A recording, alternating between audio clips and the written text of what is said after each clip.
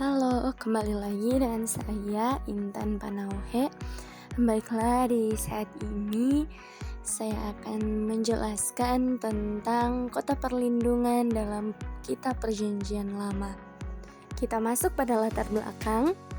Dalam kehidupan bangsa Israel di zaman Perjanjian Lama, Allah memberikan hukum dan peraturan untuk menjaga kehidupan bersama.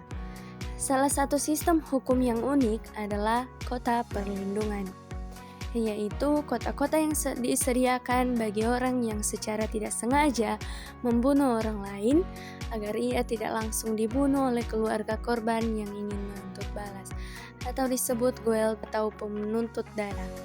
Kota-kota ini memberikan kesempatan untuk diadili secara adil, bukan langsung dihukum tanpa proses. Ini merupakan bentuk perlindungan terhadap nyawa dan hak seseorang yang belum terbukti bersalah secara sengaja. Dalam kitab Yosua pasal 20 ayat 1 hingga yang ke-6, dikatakan bahwa Tuhan memerintahkan Yosua untuk menunjuk 6 kota sebagai kota perlindungan, yakni 3 di sebelah barat Sungai Yordan atau di Tanah Kanaan, dan 3 di sebelah timur Sungai Yordan.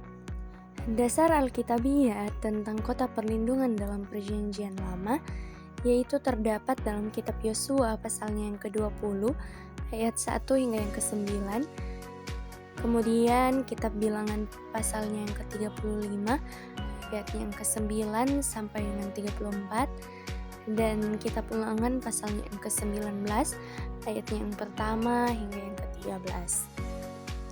Tujuan dan fungsi kota perlindungan. Yang pertama, perlindungan nyawa. Dengan adanya perlindungan nyawa, maka dapat memberi kesempatan hidup bagi orang yang tidak sengaja membunuh. Kemudian, menunda balas dendam. Dengan adanya kota perlindungan ini, dapat menghentikan keinginan keluarga korban untuk langsung membalas dendam tanpa memahami niat sebenarnya dari pelaku. Selanjutnya, mewujudkan keadilan yang berimbang. Dengan adanya kota perlindungan, dapat menimbang apakah pembunuhan dilakukan dengan sengaja atau tidak. Jika tidak disengaja, maka hukuman mati tidak akan diberikan. Kemudian, proses hukum yang adil. Dengan adanya kota perlindungan, dapat memberikan proses pengadilan yang transparan, di mana pelaku dan korban sama-sama diberi keadilan. Selanjutnya, kaitan dengan nilai demokrasi dan hak manusia. Yang pertama, kaitan dengan demokrasi. Demokrasi menjunjung tinggi persamaan hak, keadilan, dan perlindungan hukum. Kota perlindungan adalah wujud nyata prinsip-prinsip dalam konteks masyarakat Israel kuno. Selanjutnya, kaitan dengan hak asasi manusia. Hak asasi manusia menjamin hak dasar setiap orang, termasuk hak untuk hidup, hak untuk tidak dihukum tanpa proses hukum, dan hak atas pengadilan yang adil. Relevansi dalam kehidupan modern. Meskipun kita tidak lagi memiliki kota perlindungan secara fisik, nilai-nilainya tetap sangat relevan, yaitu pentingnya sistem hukum yang adil. Orang yang dituduh melakukan kejahatan harus diperlakukan sebagai tidak bersalah tanpa terbukti sebaliknya. Menolak balas dendam pribadi. Hukum harus ditegakkan oleh lembaga yang sah, bukan oleh emosi atau tekanan masyarakat. Perlindungan terhadap minoritas dan pihak lemah. Orang yang sedang dalam posisi tertekan atau tertuduh pun memilih hak untuk didengar.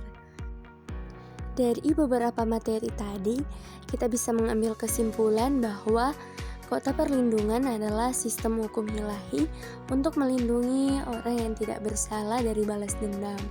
Sistem ini mencerminkan nilai demokrasi dan HAM seperti keadilan, perlindungan hukum, dan hak untuk hidup.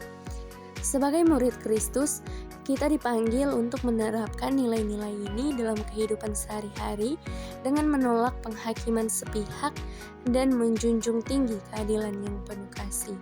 Demikian materi yang dapat saya sampaikan. semoga dengan materi ini kita semua dapat mengerti apa yang dimaksud dengan kota perlindungan dalam kitab perjanjian lama. Sekian dan terima kasih dan sampai ketemu lagi.